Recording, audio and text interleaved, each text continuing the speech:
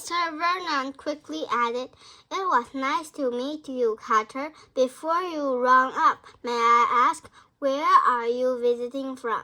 "How do you know I'm not from here?" Carter asked. Mr. Vernon's bright grin flickered briefly.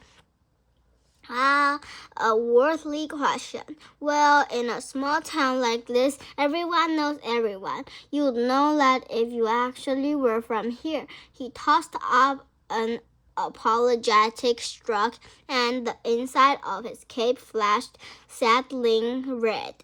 "Considering our mutual appreciation for magic, I'd like to think that if you did live here, we'd known each other." "When you say magic, you mean tricks," Carter said, "right?" "I mean that I said, and I said what I mean." Mr. Vernon smiled.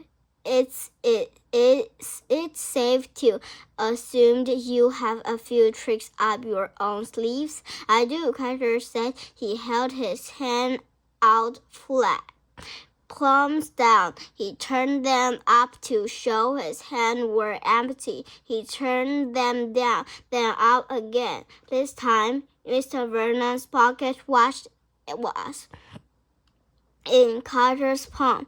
"Bravo," Mr. Vernon said. "You have fast hands. That's what I've been told." "Of course, so do I." Mr. Vernon pushed his cape back to relieve Carter's satchel. He handed it back to Carter. A rush of anger flew over Carter as he felt at a satchel to make sure the wooden box was still in there. It was.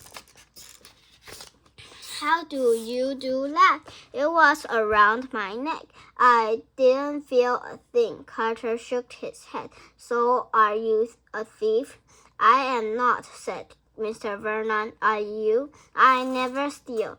Carter growled. "Then we are the same," Mr. Vernon said. "I take it you've had a rough start at life." "That's none of your business," Carter said, scoffing. "You are absolutely correct. I apologize," Mr. Vernon said. He offered a small bow, then straightened himself. His face was rather serious. "Carter, let me share a bit of advice." Despite the shine of his place, the magician held up his hand to indicate the whole carnival. "There are some very dark elements at work there.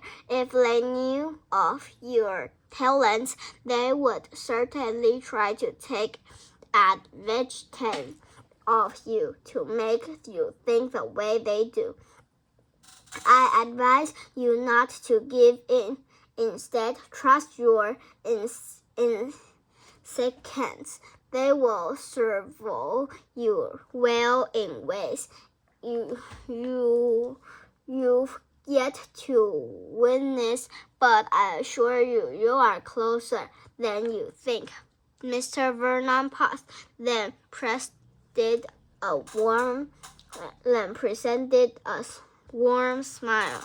"But the decisions you make are yours. Don't let me tell you what to do. After all, you know me as well as you know the rest of the mineral walls." He sniffed and then added darkly, "Which is to say, not at all," producing a deck of cards at his fingertips. Mr. Vernon said, "I must be going, but I'll leave you with a card trick if you like." Carter couldn't say no. "Take a card, any card." The cards sprang out of Mr. Vernon's hands and shot toward Carter like machine gun bullets. Carter raised his arms to swat away and shield himself from the rapid fire onslaught.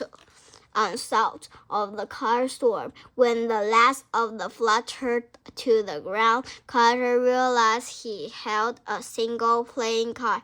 It was an advice of spades with a giant letter V inside the spade in the center of the card. What's this for? He asked, but the mysterious Vernon was nowhere to be seen.